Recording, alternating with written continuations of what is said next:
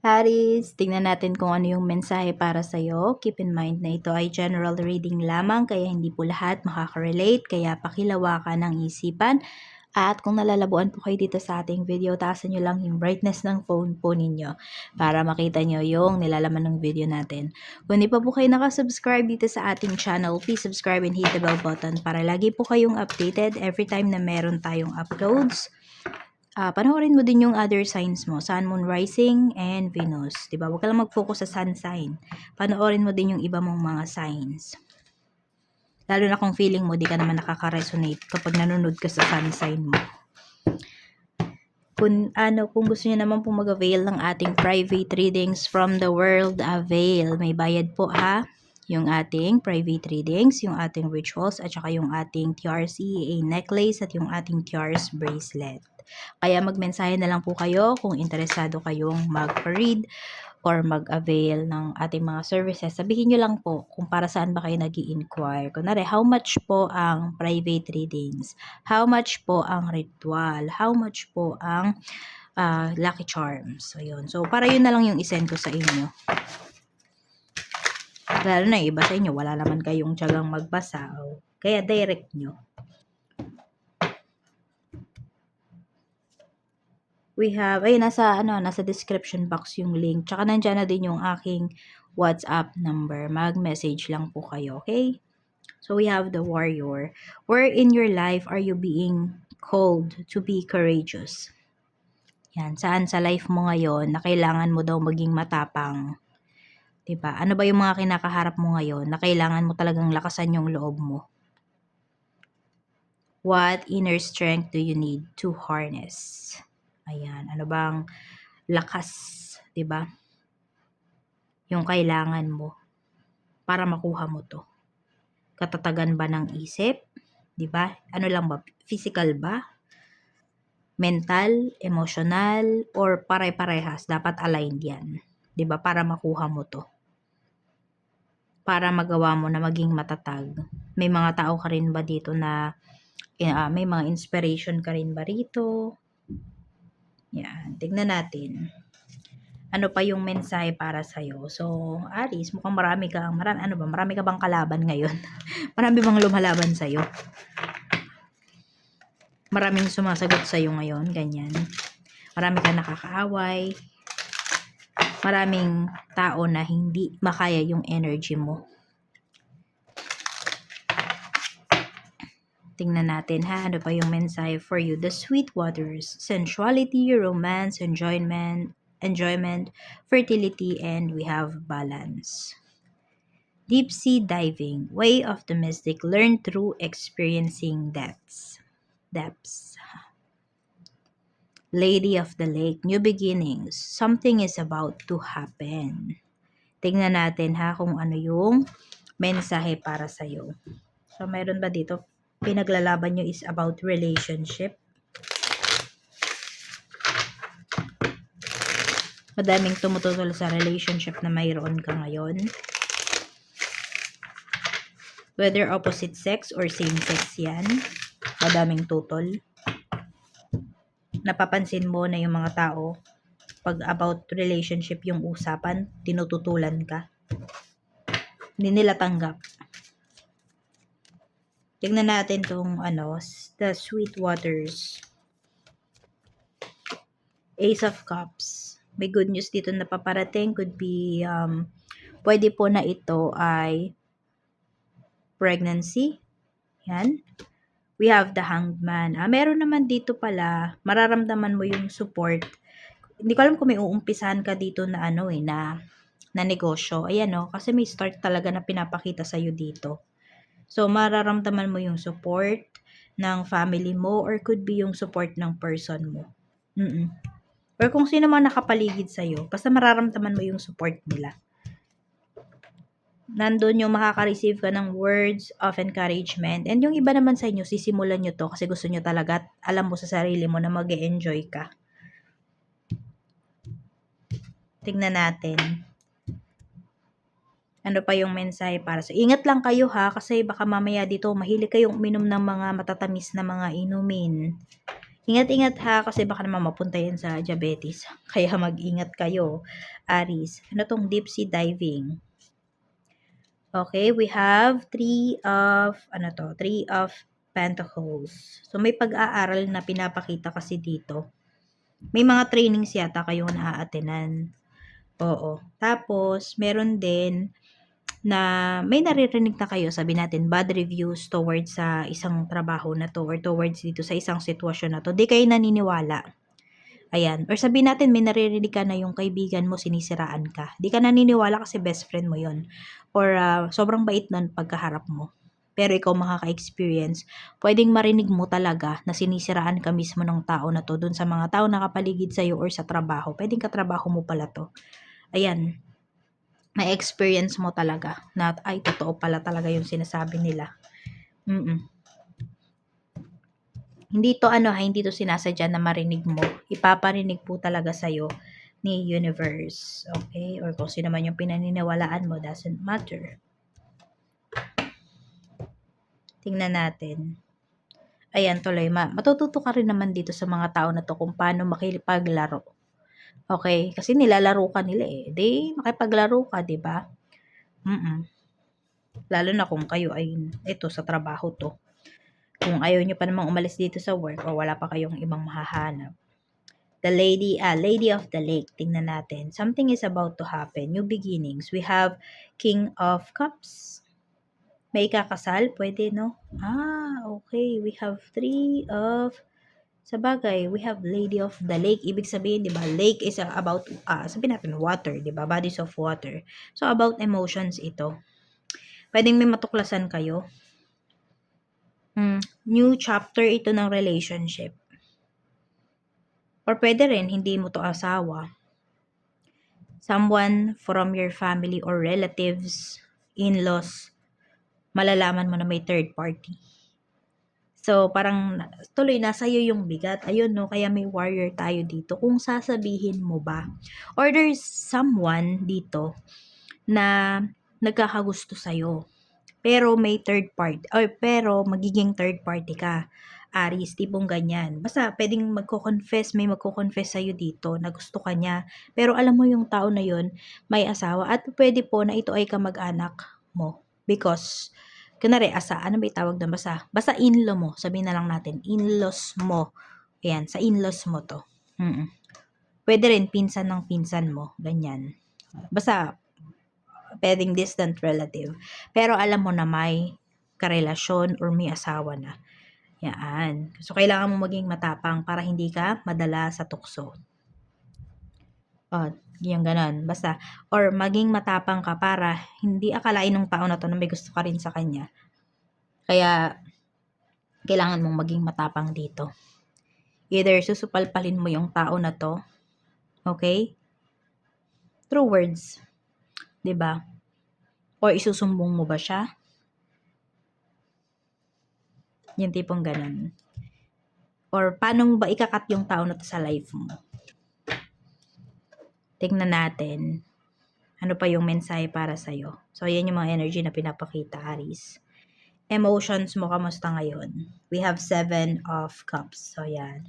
Maganda yung, yung emotion mo, no? Kasi, madami ka dito na, sabihin natin, madaming mga good news talaga na nangyayari sa life mo, lalo na sa goals mo. Nakikita mo talaga na may progress. Medyo madami kang na-unlock ngayon. Or very hopeful ka. Ganyan yung nararamdaman mo pagdating dito sa mga goals mo. May progress lahat, pwedeng ganyan po. Dito naman sa iyong kaisipan, ayan. So, we have temperance energy here. So, yung isip mo ngayon, okay siya. Kalmado po siya. Tapos, hindi ka basta-basta, alam mo yun, hindi ka basta-basta, sinasala mo yung mga iniisip mo. Tapos, pag naisip mo, hindi mo agad ginagawa ngayon. Kasi, pinagpaplanuhan mo pa. So, di ka pa dalos-dalos dito ng mga sasabihin mo or ng mga gagawin mo. Spiritual health mo naman, we have 2 of Pentacles. Ito, pagdating naman sa iyong spiritual health, meron kang binabalance, meron kang bibitawan kasi hindi mo na kaya, hindi mo na siya priority sa ngayon, and also, hindi mo na magampanan yung kung ano man 'tong, pinaniniwalaan mo, itong sabihin natin baka kung member ka man sa kung saan, hindi na ba kaya, ganyan po. Or hindi na siya talaga nagwo-work para sa'yo kaya need mo ng bitawan, ganyan. So, huwag mong pahirapan yung sarili mo, huwag mo stressin. Kung kinakailangan talaga na iwan mo na yan, iwan mo na. Let go mo na. Kaysa naman ma-stress ka, yan pa yung maging dahilan ng stress mo. We have naman, ayan. Ito naman yung energy ng mga tao na makakasalamuha mo ngayon. Ito yung mas madami madaming energy. Mas malakas na energy pala. So, okay naman, maganda yung energy ng mga nasa paligid mo. Masasaya sila, kontento sila sa life. Yan yung mafe-feel mo. Oo, meron nga lang dito, may pagka-insensitive din at the same time. Kasi nga, parang sobrang saya niya kasi. Oo, parang wala siyang pakialam sa nangyayari sa paligid niya, ganyan. Kaya kung may kukuwentuhan ka man dito at nafi-feel mo talaga na parang walang pake yung tao na yun sa'yo, hinto mo na yung pagkukuwento mo, Aries. Okay, kasi tama yung nararamdaman mo, wala talaga siyang pake ngayon. Lalo na kung problema yung sasabihin mo sa kanya or dadaing ka, ganyan. Kasi nga masaya siya sa nangyayari sa life niya, parang wala mo na siyang pake sa ibang tao. Kung re-replyan ka man nito or sasagot man 'to sa'yo, parang pilit. Tignan natin. Pagdating naman po sa blessings na pwede mong ma-receive, we have Death card. So, this is new beginnings talaga. So, nakikita nyo yun, binibigyan pa kayo ni universe ng chance para magsimula ulit. Okay? Lalo na, ayan, kakapasok lang ng 2026, di ba? Pero di ko lang alam kung gano'n nyo pa ba makikita yung reading natin or makikita nyo to kahit anytime, no? Anytime, pwede pa rin naman kayo makaresonate. Pero ayan, may new beginnings na pinapakita rito. Pwede pa daw kayo magsimula. Huwag kayong mawala ng pag-asa. We have Page of Pentacles. May pag-aaral din po. May babalik pa dito sa pag-aaral. Ayan. Knight of Cups. Scholarship yung nakikita ko rito. Ayan, or sabihin natin kahit yung iba sa inyo nagtatrabaho na kayo, pwedeng magkaroon kayo ng opportunity para makapag-aral ulit. Okay, pwedeng na to natapos nyo na ba yung course ninyo? Meron po dito, pwedeng magma-masteral or magpi-PhD, magdo-doctoral na kayo. Ayan po, ganyan. Basta pagle-level up to ng ng career mo, pagle-level up to ng iyong napag-aralan. Yan ang pinapakita. So, yan yung blessings na pwede nyong ma-receive. Or sabihin natin, pwedeng hindi naman kayo babalik sa school. Pero may mga trainings, mga ganyan. Yan yung ma-offer po sa inyo. Meron din dito, pwedeng side hustles muna. Tapos, nakikita ko kasi dito, magtutuloy-tuloy siya hanggang sa ito na yung maging main po ninyo, source of income. Ito na yung maging bread and butter ninyo, yung inyong side hustles. So, blessing yun, di ba? Kasi pwedeng, dito sa side hustle mo na to, hawak mo yung oras mo, Aries. Tignan natin. So, isa yun sa mga magandang benefits. Check natin pagdating naman sa, sa negosyo. Ay, no, not negosyo. Sa career mo muna, sa trabaho, we have 6 of Swords. Meron tayo ditong 6 of Wands. Ayan. Madami nagmamatsyag sa'yo pagdating sa work. Nakikita ko dito yung support from your mga tao sa paligid mo. Kaya lang tahimik kasi. Meron dito tahimik lang silang sumusuporta sa'yo. So, baka hindi mo masyadong ma-feel. Pero nakasuporta, ayan no. Tapos maraming natutuwa din sa'yo dito. Madaming natutuwa, pero madami din naiinggit pagdating sa trabaho. Tingnan natin kamusta yung sa boss mo ba. Ayan very proud sa'yo yung boss mo. Tapos talagang alam mo yung feel na feel niya or alam na niya na mapagkakatiwalaan ka talaga niya. So, pwedeng may big project na ibibigay sa'yo dito. This is also promotion din Okay, kung meron naman po dito, gusto nyo mag-ibang bansa, ayan, sabihin natin, meron pa kayong trabaho, may current job kayo ngayon, gusto nyo mag-abroad. Napakaganda rin ng energy na pinapakita rito, mabilis po kayong makakaalis. Very smooth yung yung magiging flow. Yung masasabi mo na, yun na yun, ang bilis naman, makakaalis ka na agad, yung tipong ganyan. Mga katrabaho mo, even yung mga katrabaho mo, naghahanap din sila ng ibang opportunities. Parang hindi sila masaya dito sa current job. Oo. Ayan o, naghahanap kasi ng security, ng stability yung mga kasamahan mo sa work. Kaya sabihin natin kung ano lang sila, ganyan, pag ganyan, pa-easy-easy lang sila sa work, 'di ba? Puwedeng hindi nila 'yan talaga ma-achieve dito sa current job ninyo. Kaya madami po diyan na mga coworkers mo naghahanap na ng iba. Kaya kung ikaw nga, Aris, ay nagpaplano ka na umalis diyaan or mangibang bansa, wag mong sasabihin sa kanila ha, kasi baka ma-evil eye. Kasi may mga katrabaho ka dito na ganun yung gusto nilang gawin, pero pwedeng wala silang lakas ng loob. Baka mamaya ikaw yung unang maglakas ng loob diyaan, tapos gayahin ka, tapos i-evil eye ka, mauna pa silang makaalis sa'yo. Kaya tahimik ka lang dito ha. Kaya ayan, kaya smooth ang pinapakita rito kasi tahimik ka lang. Oo. Tingnan natin. Pagdating naman, ayan, basta sabihin natin maraming nakatingin po sa'yo dito. Maraming naiinggit, marami ding na-inspire na katrabaho. So, iba-iba yan. Iba-iba naman kasi ang mga tao sa paligid natin, di ba? Sa, ano naman, sa negosyo. Sa negosyo, we have Knight of Swords. Kailangan maging ano kayo dito ha, maagap. You need presence of mind. Kung kailangan daw, magpahinga kayo. Or sabihin natin, umidlip kayo dyan sa work, no? Ay, sa negosyo nyo, medyo idlip kayo. Kasi baka mamaya, di ba, sobrang puyat mo, ganyan. Madami kayong kinapos na mga orders. Basta madami kayong inasikaso. So, pagod o kaya naanto kayo, medyo magpahinga po kayo. Ha? Kasi kailangan, ayan, nandyan yung presence of mind ninyo. We have the Tower. Wag mo din talagang, sagarin yung sarili mo sa pagtatrabaho. Kahit sabihin natin, yes, oo, negosyo mo to, 'di ba?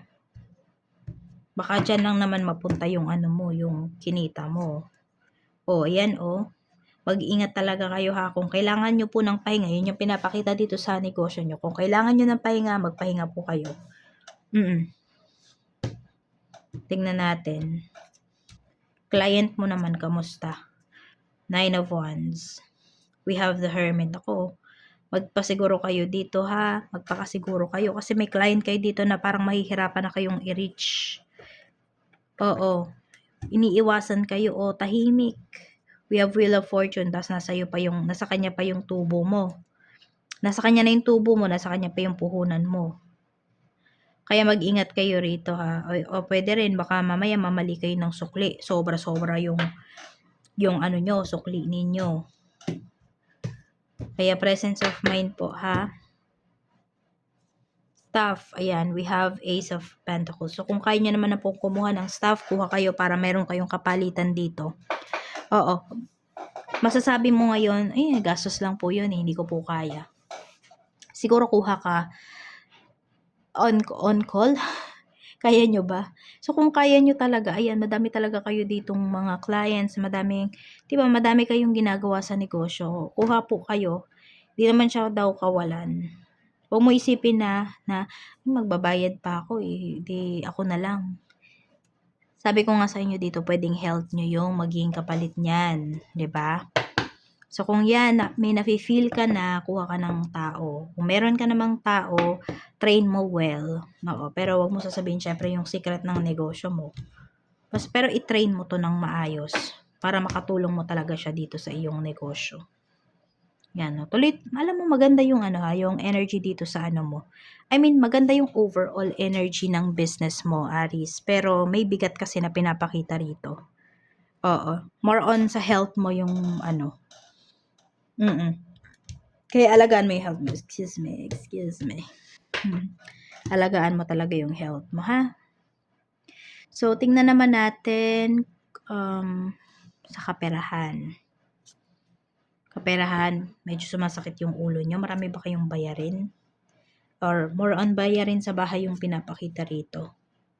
Ayan, may nababurn out kayo kasi pwedeng kayo lahat yung sumasalo. Or pwedeng magmamatigas ka ba ngayon? Nahatian nyo naman ako sa gastusin. Or magtipid naman kayo. Yan, basta sumasakit yung ulo mo sa mga gastusin ngayon. Yun ang pinapakita. Ayan masakit yung ulo ng iba sa inyo kung meron kayong negosyo. Huwag niyong babaliwalain yung sakit ng ulo ninyo. Lalo na kung napapadalas po yan, magpa-check kayo. Baka may problem kayo sa mata or, yan, pa-check up na lang. Huwag na tayo magsabi ng kung ano-ano. Baka di naman related. So, let's see pagdating naman sa love life. Sa love life, ayan, we have 8 of Pentacles. So, more on efforts. Pwedeng nilalaban nyo talaga yung inyong relationship. Makikita mo yung effort ng person mo. May inaayos kasi rito eh. So, pwedeng sabihin natin yung the warrior na to, masasabi natin nakakonect to. Kasi matapang ka na, or matapang kayo ng person mo na ayusin kung ano man itong gusot sa inyong relasyon. Pero tingnan natin. We have King of Wands. So, efforts talaga, oh. Mukhang ilalaban ka na itong person mo. This is your soulmate. Oh, we have the Lovers. Soulmate mo tong person mo. So, makikita mo talaga yung efforts niya pagdating dito sa inyong relationship. Or pares kayong may efforts. We have the Moon. O may mga naninira nga sa inyo. Oh. Nasa ibang bansa ba yung person mo? Or ikaw ba yung nasa ibang bansa? Maraming naninira sa inyo dito. Maraming gusto maghiwalay kayo. Pero kasi warrior kayo parehas ng person mo. Diba? Pwedeng dinediretso mo kapag may mga sinasabing ganyan about sa'yo. Parehas kayo ng person mo. Hinaharap nyo talaga yung problema. Hinaharap nyo yung mga issues na to. At hinaharap nyo to together. Kahit yung iba sa inyo di naman kayo magkasama kasi nga may LDR dito. Sa mga single, tingnan natin. Mga single, mag-ingat ha. Ayan. Kasi huwag kayong mainip daw, sinasabi dito. Mamaya mainip kayo, tapos may tao dito na, bigla na lang bang mag-offer sa inyo or dumating sa life mo. Pero dahil kasi naboboard nga kayo, naiinip na kayo, baka bigla-bigla nyong tanggapin yung taong to. Kilalanin nyo muna ha. Hindi, bakit ko ba sinasabi yun? Kasi, syempre, kilala nyo naman sarili nyo, sabihin ng iba. Hindi naman ako ganun na pag may lumapit, igagrab ko kaagad. Kasi nga, pwede kasing madala kayo ng emosyon ninyo. Kaya pinapaalalahanan lang po kayo dito ni Universe. Okay? Kaya wag mainit ang ulo. Okay? Relax lang. Yun lang yung advice sa inyo. Kapag meron dito na single na nanonood tapos may paparating, ayan po. Wag kayong papadala sa emosyon nyo. Yun yung pinaka-mensahe sa inyo dito. Kasi, ayan, pwedeng lokohin lang kayo ng tao na paparating. Basta, huwag kayong magmamadali. Or sabihin natin, hindi naman ikaw yung nagmamadali. Yung tao na dumating sa life mo, yun. Red flag yan kapag ganyan.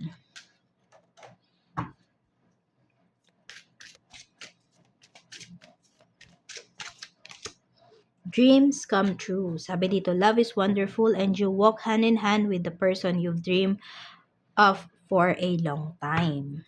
Meron kayong crush, long time crush. Meron dito, ayan po, yung person mo talaga ito. Sa mga in a relationship dyan, sa mga married dyan, ayan po. Matutuloy pa rin yung mga plans ninyo ng person mo. Kasi nga, parehas kayong mag-e-effort dito sa inyong relasyon at ipaglalaban po talaga ito. Yan lang, maraming salamat Aries.